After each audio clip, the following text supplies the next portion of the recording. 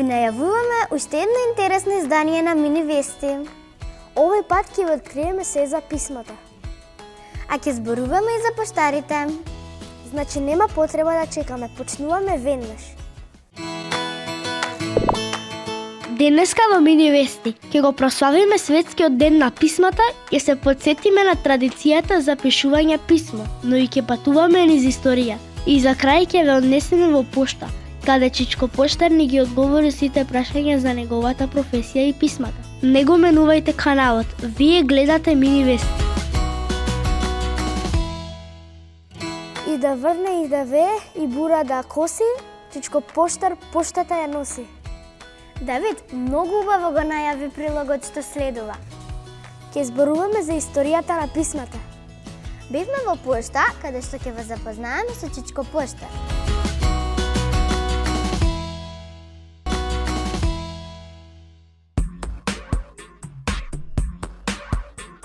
Живееме во време на интернет, мобилни телефони и компјутери, каде пораките се испраќаат во дел од секунда. Денес е многу лесно да комуницираме со другарчињата, а уште полесно е да останеме во контакт со роднините во странства. Но ова не било баш лесно во времето кога растеле нашите родители. Дали некогаш сте напишале или добиле писма? Денес е светскиот ден на писмото, традиција која полека заминува во историјата, но секогаш е добро да се потсетиме на неа. Луѓето започнале да пишуваат писма пред околу 5500 години, кога трговците почнале да употребуваат знакови, кои што биле во облик на сликички или символи. Откривањето на писмата доаѓа кога во светот се јавуваат првите цивилизации, со што се означува крај на праисторијата. Писмо е секое пишано соопштение кое пристигнува во плико ако добиваме од Чичко Поштар.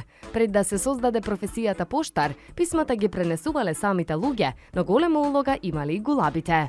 Гулабите писмоносци биле главен начин на комуникација на војската во време на војни. Овие гулаби биле специјално дресирани и носеле пораки, мапи или фотографии. Кога сме кај традицијата, најубавите писма некогаш доаѓаа во форма на разгледници. Едно од работите без кој едно патување беше тешко да се замисли се разгледниците до семејството или пријателите. Разгледница е еден вид на честитка со многу убава фотографија од местото кое го посетувале. Меѓутоа, откако настапи генерацијата за мобилни телефони и напредна технологија, разгледници повеќе нема. Тука се фотографиите од одмор кои се постираат веднаш на интернет. Со другарчињата разговарате на телефон или се допишувате на социјалните мрежи, но нашите родители испраќале писма до непознато другарче. Со месеци се допишувале со деца од други градови во нашата земја, со кои се запознавале преку писмата, а доколку другарството прераснало во вистинско, тогаш се запознавале и лично. Ви ја прераскажавме убавата традиција на испраќање писма. За жал денес тие се заменети со SMS пораки и пораки на Facebook, Viber или Skype. Тоа ни оддалеку не ја доловува возбудата, магијата и топлината кога ќе добиете писмо, ќе го отворите пликото и ќе седнете да читате што тоа вашите блиски и сакани го напишале со љубов и топлина. За овие убави времиња на пишување писма, но и колку писма се праќаат денес, дознавме од Чичко Поштар. Јас сум Даријан и сум во пошта со Чичко Зоран Поштарот. Како се станува поштар? Добар ден, Даријан. Добре дојде во пошта на Македонија, тука во Скопје. Овдека во поштата се доаѓаат сите пратки што се од секаде и тука се распоредуваат низ градови и низ улиците. И ако сакаш да бидеш поштар, еве како јас као мал сакав да бидам поштар и да носам убави и честитки, и вести, и поклончења некои на децата. И таа желба ми се оствари, еве сега јас сум поштар, а ако сакаш и ти да бидеш поштар, треба да пораснеш и да имаш желба и да си оствариш таа желба. Што можам да пратам по пошта? По пошта може да пратиш се, и писменца, и поклончиња некои, можеш нешто да пратиш и за другарчињата, можеш и за дедо и за баба, можеш за сите да пратиш за кој мислиш дека треба. Каде ги чувате писмата? Писмата прво доаѓаат во оваа пошта. И од оваа пошта после се распоредуваат низ градови и од градовите низ улици и секаде да стигнат до вас. Како да пратам писмо? Прво секако треба да го напишеш писмото, а потоа да го ставиш во плик и однапред да пишеш точната адреса на тој што треба да го прими. Од другата страна позади треба да го напишеш твоето име и адресата точна, а потоа да идеш во пошта каде што ќе стават марка и ќе биде испратено писмото. Тоа ќе дојде со делачите, тоа ќе дојде кај нас, поштарите, и ние потоа на точната адреса кај што е пишана ќе го однесеме и ќе го доставиме. Дали носите писма во снег и дожд? Да, секако. Затоа што поштарот мора секогаш и секаде да однесе поштата кај што стига, како што она детската, ако ја знаеш, и да врне и да вее и бура да коси, поштарот мора секогаш поштата да ја носи. Јас сум Дарјан и ве поздравувам од поштата Скопје.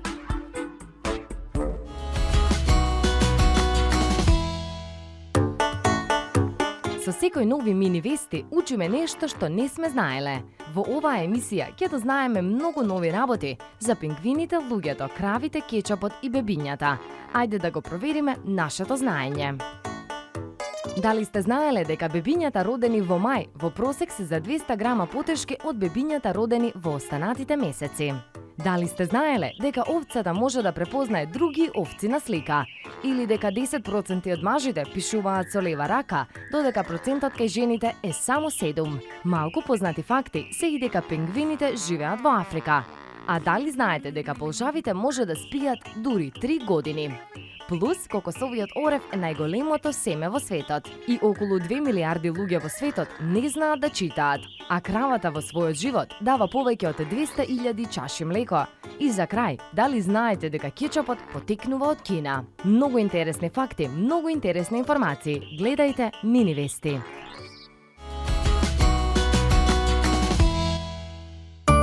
Уште од мали нозе децата треба да се учат како да штедат пари и на кој начин е најдобро да ги распоредат.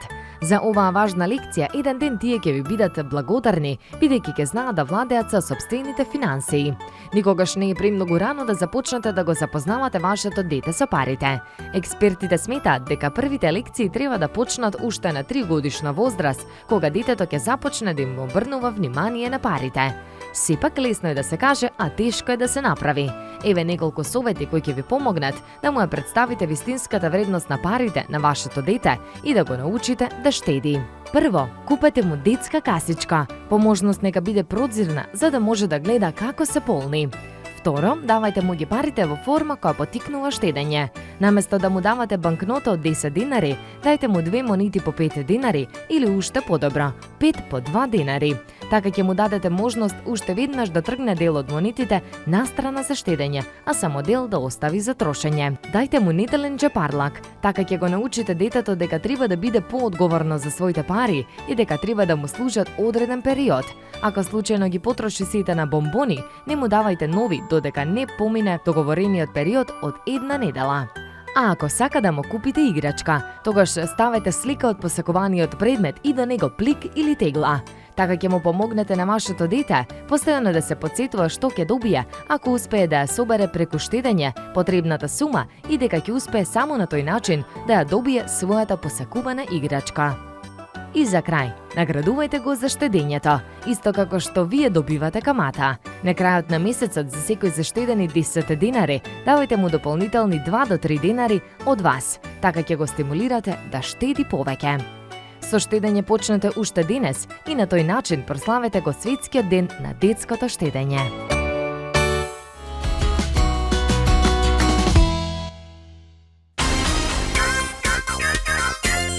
Титулата за најсладок помеѓу најсладките животни дефинитивно заслужено му припаѓа на кучето Бо, куче кое што потекнува од расата померанец.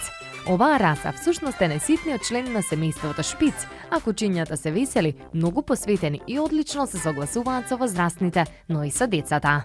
Првото куче померанец се појавило во поранешната пруска провинција Померанија, од каде потекнува и името на оваа раса. Според стандардот, ова куче е со мал раст. Заштитниот знак на померанците е нивното бушаво прекрасно крзно, кое треба да се чешла неколку пати неделно со специјален чешел. Померанците својата популарност ја добија преку кучето Бо, кое има повеќе од 7,5 милиони фанови. Како редовен корисник на Facebook, Бу често ги честита празниците, се жали кога собствениците ќе го остават дома сам, а често споделува љубави мисли и цитати. Исто така, ова кученце редовно споделува каде патува. Со неодоливото бушово крзно и крупните темни очи, Бу сосема заслужено е собственик на титулата најсладко куче во светот, а воедно е и голема интернет сензација.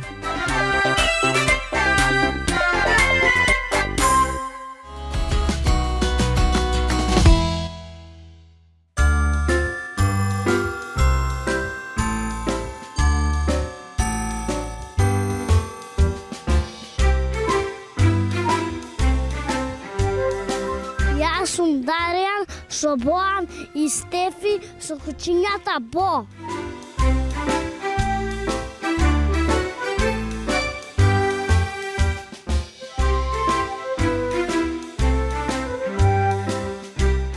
Колку Бо кучиња имаш? Ние моментално имаме сега 7 кучиња, едно бебенце, ние оваа се ја чуваме више 4 години. Колку пати дневно ги шеташ? Јас не ги шетам, него мајка ми на савалја кога ќе стане, она ги шета, внимава да не се исприлјат, бидејќи ние дома ги чуваме.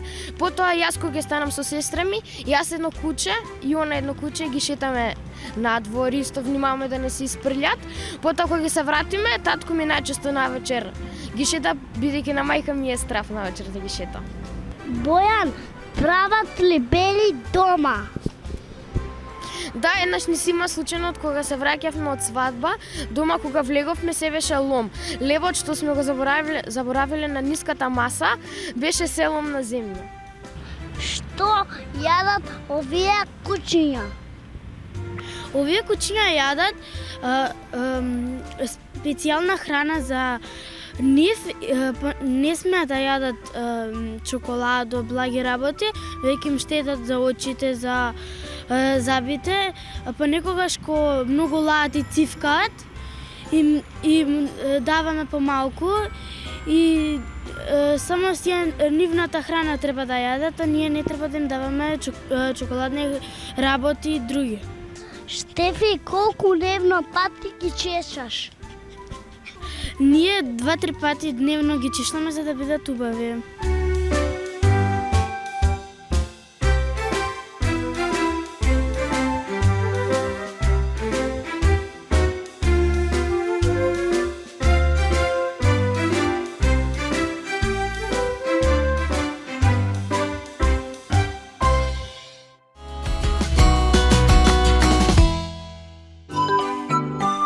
Мама и тато ни кажуваат дека треба да јадеме овошје и зеленчок ако сакаме да сме здрави. Не канаат кога одиме боси по дома или кога трчаме и се потиме, но тоа е нивниот начин на гледање на работите. Ние бевме кај другарчињата во градинката Мимоза, кои ни раскажаа како тие гледаат на здравието, односно што прават за да бидат здрави. За да бидеме здрави, треба да јадеме многу овошје и зеленчук. На мене ми е побаво круши да јадам. И јаболки. И јаболко. И грозје. Па јаболко. И па бидејќи така, сакам. И мандарин. Зеленчук ми е милено патлиџан. Краставица. И па морков. И па бидејќи е здрав и се јадам. Не нам ги перка, зашто таа е љута. Треба да јадеме здрав зеленчук, овошје, спањак за да бидеме јаки да спиеме. Епа, мама ми дава на мене супа. Исто и баба. Јас јадам супа, чај пијам, чајче да пиеме, да јадеме овошје. Ама ја јадам и супа со макарони. Баба ги прави и најубава и многу ја сакам. Сакам од печал супа, сакам најмногу супа со моркови, ми подготвува мајка ми. Во зима, кога е ладно, треба да облечеме чизми, јакна, да се ставиме капа на главата и тоа. Епа, стај си капче, салче и друго Па да носам шалче, капа и вакво. Како беше бунда и ракавици.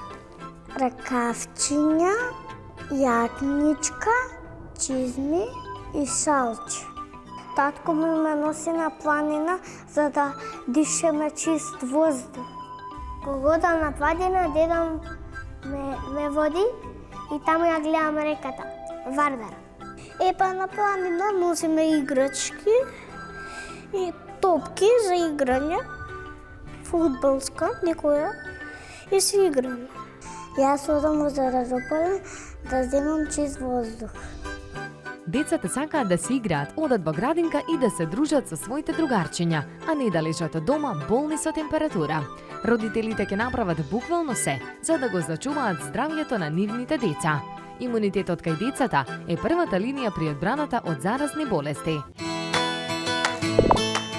Денеска во Мини Вести ќе го прославиме светскиот ден на нинџите, но и одиме во музеј за да научиме многу повеќе за носиите. Не го менувајте каналот. Вие гледате Мини Вести.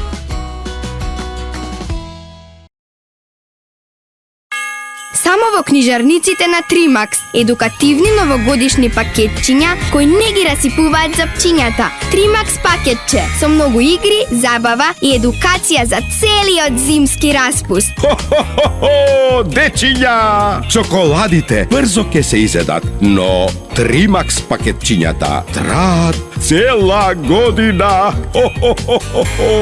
Во новата година свртете нова страница. Тримакс, вашата книжарница. Среќни празници! Молерс маслото од црн дроб на бакалар има најголема концентрација на природна омега-3 и додадени витамини D, A и E. Молерс придонесува за нормална функција на срцето, видот, нормална функција на мозокот, како и за нормална функција на имунолошкиот систем и одржување на здрави коски. Молерс, природно, норвешко, совршено. Денеска е светскиот ден на нинџите. Решивме да го прославиме и да ви кажеме се за нив. Дали постојат вистински нинџи, ќе ви откриеме веднаш.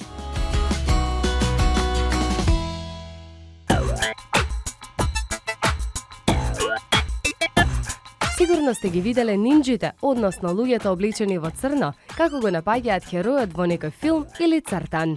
Но колку навистина знаеме за невидливите војни.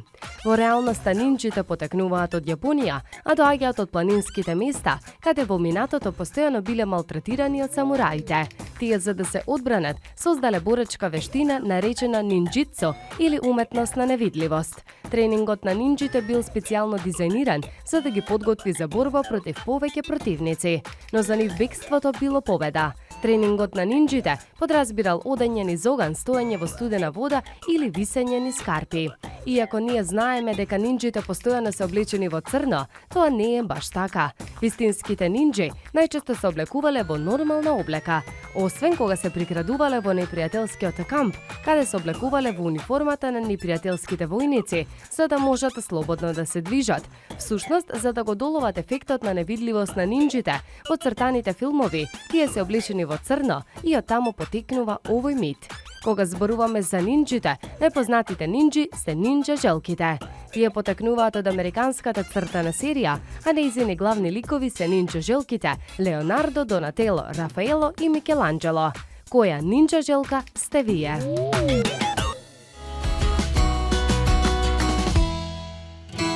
Народните носи се дел од нашата традиција. Денеска носиите живеат преку играорците. Но носиите можеме да ги видиме и во музеи. Луција ги има сите информации од Музеот на Македонија.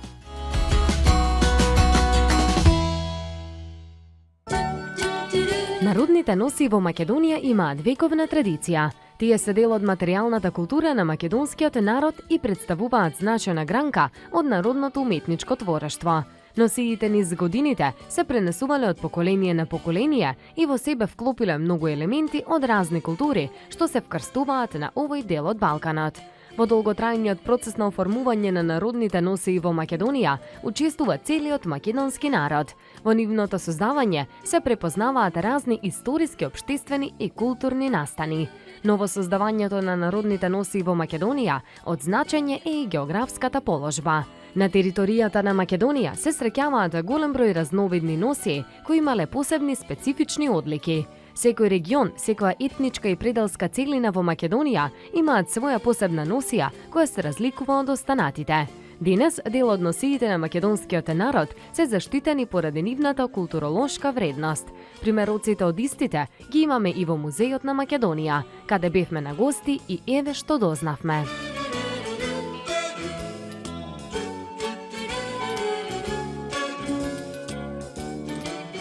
Јас сум Луција и пак сум во Музејот на Македонија. Владо, што се носи? Носи се рачно изработена облека која е презентирана овде во Музејот на Македонија. Тие представуваат, баш еден израз на македонскиот народ со нивната символика, со нивниот вес и се сите направени, пред околу 100-150 години. Кој ги изработува носиите? Носиите се изработени од во минатото, почнале да учат прво малите девојчиња на 4-5 години. Тоа било како нивната школа во минатото, ги изработило во огромна жените. Почнувале со едноставни везови, со едноставни ткања, се река не стигна до главната носија која била женската невестинска носија во минатото. Во различни крајли требале девојките да изработат различен дел на носијата во различен период. Некојаш биле 6 кожили, некојаш 9, некојаш повеќе. Таа било врвот на нивната мода и достигнување свадбената носија. После свадбената носија, целата носија се поедноставувала и прескинувала китењето. Зашто сите носии се различни?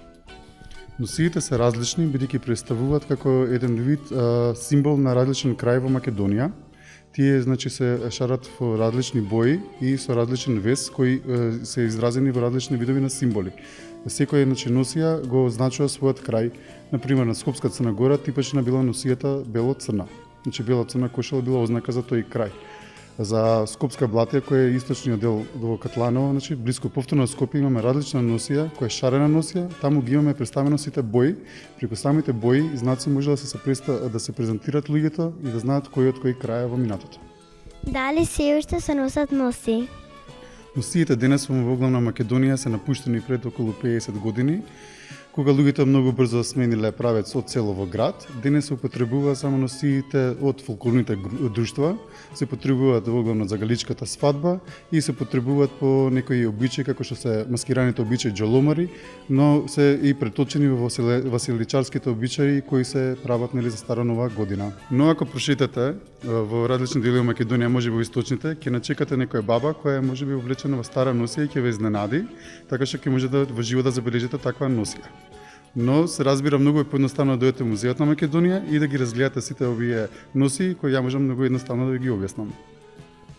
Благодарам, Владо, ве поздравувам од Музејот на Македонија. Во денешните мини вести ќе ви откриеме 10 интересни факти кои сигурни сме дека децата ќе ги интересираат, а можеби и некој од возрастните не ги знаат. Дали сте знаеле дека децата се смеат во просек 400 пати на ден, а додека возрастните само 15 пати дневно? Во просек човекот кажува 5000 реченици дневно. Дали знаете дека децата растат во просек повеќе во пролет, отколку во било кое друго годишно време? Знаете ли дека мачките не чувствуваат благ вкус? Слоновите се единствените животни во светот кои не можат да скокаат. И сте знаеле ли дека комарците имаат заби и постојат околу 2000 видови комарци? Дали знаете дека полжавите имаат 4 носа? Пчелите пак за 1 килограм мед треба да поседат 4 милини цветови и да поминат пат како 4 пати да ја обиколиле земјата. Знаете ли дека крокодилите не можат да го исклазат својот јазик надвор од устата? И дека нојот има поголемо око од мозокот. Има уште многу работи кои што треба да ги дознаеме, но ќе ги оставиме за следниот пат во мини вести. Ова беше се за денеска. Успеавме заедно да научиме се за носиите и нинџите. А сега ни останува време за игра. Но имате време да не гледате на YouTube ако сте пропустиле нешто. Чао!